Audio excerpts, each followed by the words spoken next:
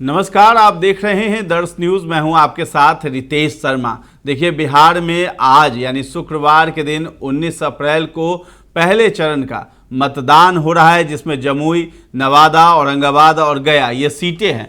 इस बीच जो है चिराग पासवान का जो मामला है वो बहुत ज़्यादा सुर्खियों में बना हुआ है, क्योंकि चिराग पासवान की मां और बहन को लेकर के तेजस्वी यादव की जनसभा में गाली देने का एक वीडियो वायरल हो रहा है, जिस पर जमुई में बवाल भी मचा हुआ है। और एनडीए के जितने भी नेता हैं वो इस बात को भुनाने में लगे हैं कि तेजस्वी यादव की सरकार ऐसी ही है और वो महिलाओं का सम्मान नहीं करती है। मंच पर अर्चना रविदास तेजस्वी यादव के साथ खड़ी थी, बावजूद इसके तेजस्वी यादव ने जो माँ बहन की गाली दी जा रही थी चिराग पासवान को, उन्हें रोकने का काम नहीं किया है। और इस पर जो है बहुत ज़्यादा बवाल भी मच रहा है। जीतन राम मांझी ने भी हमला किया, शाहनवाज हुसैन ने भी हमला किया।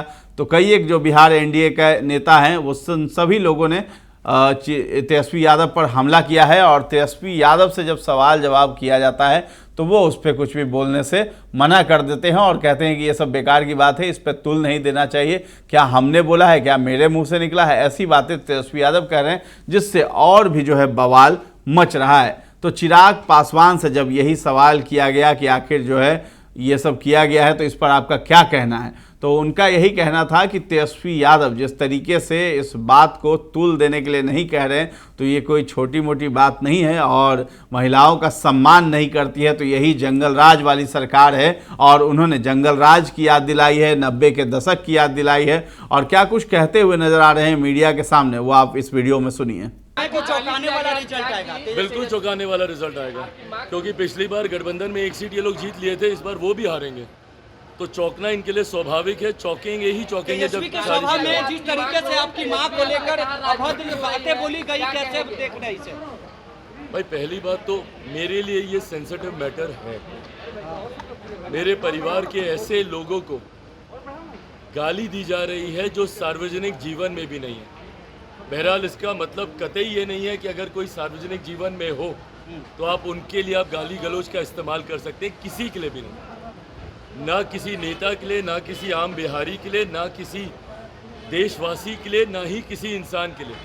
सभ्य समाज में ऐसी अभद्र भाषा की कहीं कोई गुंजाइश नहीं है। मैं मानता हूँ मर्यादित शब्दों में रहकर आप कड़े से कड़ा विरोध भी आप दर्ज करा सकते हैं।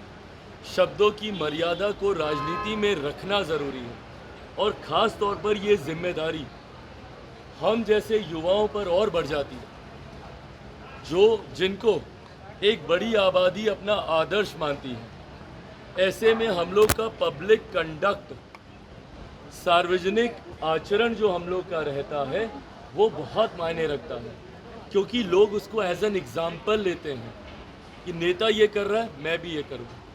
आपकी खामोशी, मौन समर्थन रहा उन असामाजिक तत्वों के लिए जो आपके सामने गाली दे रहे थे, और आप उस पर कार्रवाई करने की बजाय या कोई कड़ा वक्तव्य देने की बजाय आप क्या कहते हैं कि मैंने सुना नहीं।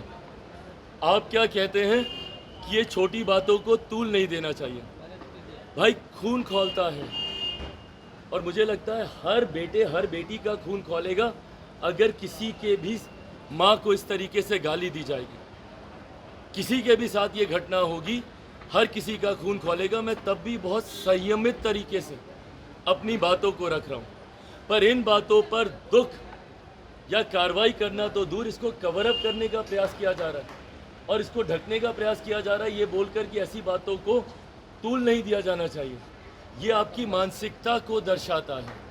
वही जंगल राज 90 के दशक का अब याद आने लग गया है, जिस वजह से हमारे प्रदेश से बड़े स्तर पर पलायन हुआ था। ये अगर वो जंगल राज की परछाई नहीं है तो और क्या है? आज एक असामाजिक तत्व में इतनी हिम्मत कि तेजस्वी यादव के सामने चिराग पासवान के परिवार को गाली दी जाती है और वो कुछ नहीं बोलते हैं। सोचिए उस व्यक्ति की हिम्मत कितनी बढ़ेगी।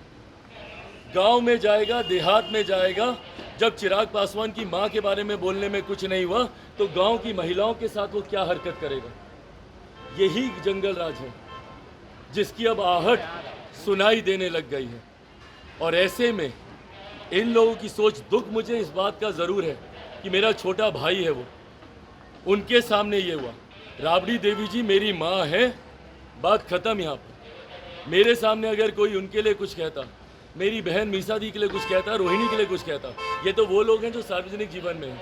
उनके अलावा भी इनके परिवार या किसी भी बिहारी या किसी भी हिंदुस्तानी के लिए कोई कुछ इस तरीके की भाषा का इस्तेमाल करता, मैं वही मुंह तोड़ जवाब देता। हराकर जवाब देंगे? मैं कड़ी आपत्ति उस वक्त दर्ज करता और हराकर जवाब देने की भाई मुझे ज़रूरत नहीं है। बिहार की जनता आज की तारीख में सक्षम है इस बात का आकलन करने के लिए कि जो लोग इस तरीके की भाषा का इस्तेमाल कर रहे हैं।